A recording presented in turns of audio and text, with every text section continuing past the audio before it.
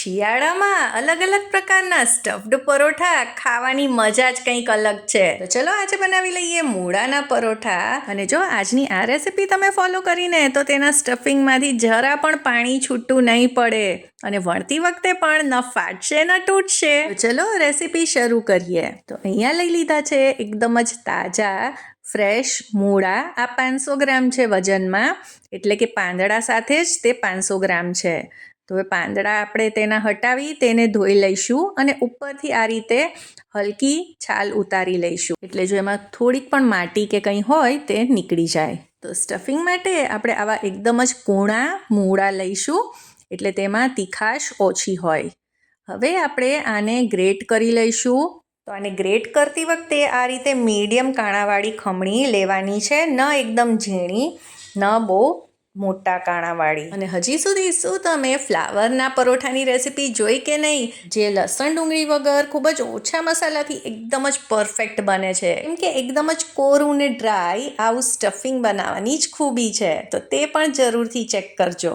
તો હવે બધા જ મૂળાને આપણે આ રીતે ખમણી લઈશું. આજનું જે માપ છે તેનાથી લગભગ 4 થી 5 પરોઠા તૈયાર થાય છે, કેમ કે મૂળામાં પાણીનો ભાગ વધારે હોય છે.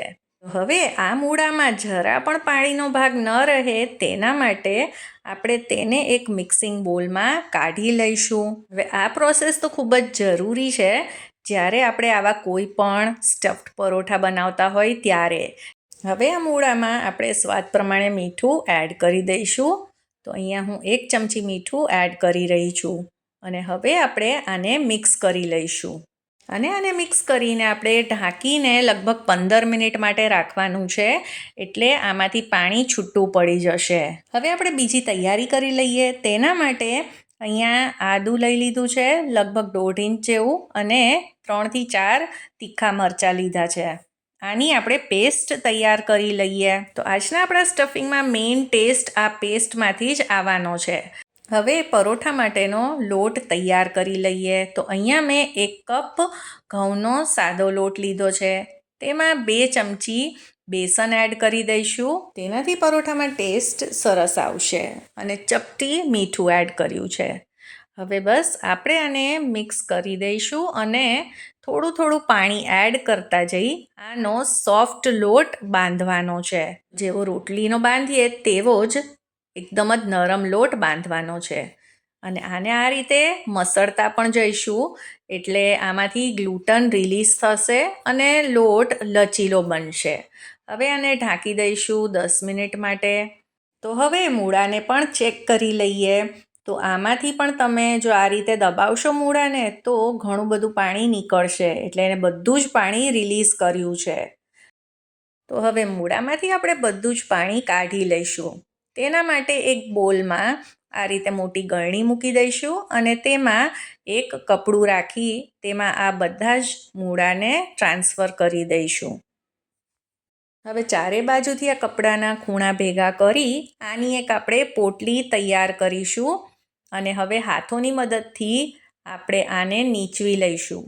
એટલે આ રીતે એકદમ જ આસાનીથી જેટલું પણ પાણી હશે ને મૂળામાં તે બધું જ નીકળી જશે. તો તમે જોઈ શકો છો કે આમાંથી કેટલું બધું પાણી નીકળ્યું છે. હવે મૂળાના મિક્સચરને આપણે એક પ્લેટમાં કાઢી લઈએ. તો આ મિક્સચર જોઈને જ તમને ખ્યાલ આવી ગયો હશે કે મૂળામાં કેટલું બધું પાણી હતું, કેમ કે આપણે ખમણ્યા ત્યારે આનાથી લગભગ ડબલ સાઇઝ લાગતી હતી. આજનું આ સ્ટફિંગ આપણે વઘાર્યા વગર જ તૈયાર કરવાના છીએ. અહીંયા 1/4 ચમચી જીરું એડ કર્યું છે, 1/4 ચમચી ચાટ મસાલો, ચપટી હળદર એડ કરીશું તો સરસ કલર આવશે. અને ચપટી લાલ મરચું પાવડર એડ કર્યું છે.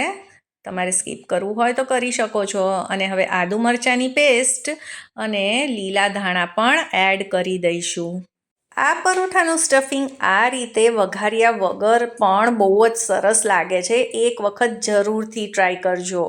આ મારા મમ્મીની રેસીપી છે. તે વર્ષોથી આ જ રીતે આ પરોઠા તૈયાર કરે છે અને હું પણ તેમની જ રેસીપી ફોલો કરું છું. તો તમે મને કોમેન્ટમાં તમારા મમ્મીની એવી રેસીપી જરૂરથી જણાવજો જે તમે આજે પણ એવી જ રીતે ફોલો કરી રહ્યા છો.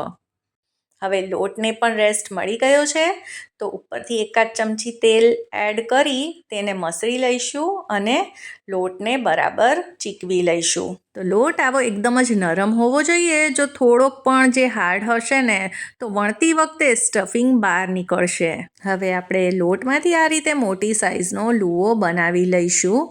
હવે અંગૂઠા અને આંગળીઓની મદદથી આ રીતે આપણે લોટને ફેરવતા જઈ તેની મોટી સાઇઝની થોડીક પૂરી તૈયાર કરી લઈશું.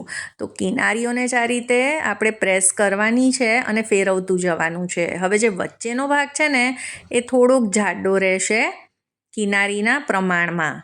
હવે આ મીડિયમ સાઇઝની પૂરી જેવું તૈયાર કર્યું છે. હવે આની વચ્ચે આપણે 2 ચમચી જેટલું સ્ટફિંગ ભરીશું. તો સ્ટફિંગને થોડુંક આપણે પ્રેસ કરીશું એટલે તે સેટ થઈ જાય. અને હવે બધી જ કિનારીઓને ભેગી કરી લઈશું અને વચ્ચે આ રીતે તેને એકસાથે લાવી અને પ્રેસ કરીશું એટલે તે સીલ થઈ જાય અને વણતી વખતે ખુલે નહીં. અને લોટને આ રીતે તેમાં જ દબાવી દઈશું. હવે જે ભાગમાં સીલ કર્યું છે તે ભાગ આપણે વણવામાં નીચે રાખવાનો છે અને ઉપર આપણે આ રીતે કોરો લોટ એડ કરી આને આ રીતે હળવા હાથે પ્રેસ કરીશું. આના લીધે સ્ટફિંગ કિનારી સુધી સરસ રીતે ફેલાઈ જશે અને કોઈ પણ જગ્યાએ સ્ટફિંગ ઓછું કે વધારે નહીં લાગે.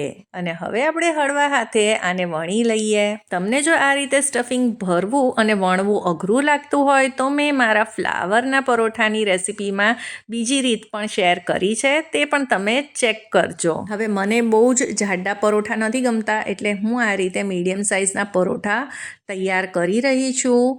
તમારે જો આને ઓછું વણવું હોય અને થોડાક ભર્યા રાખવા હોય તો તેવા પણ રાખી શકો છો.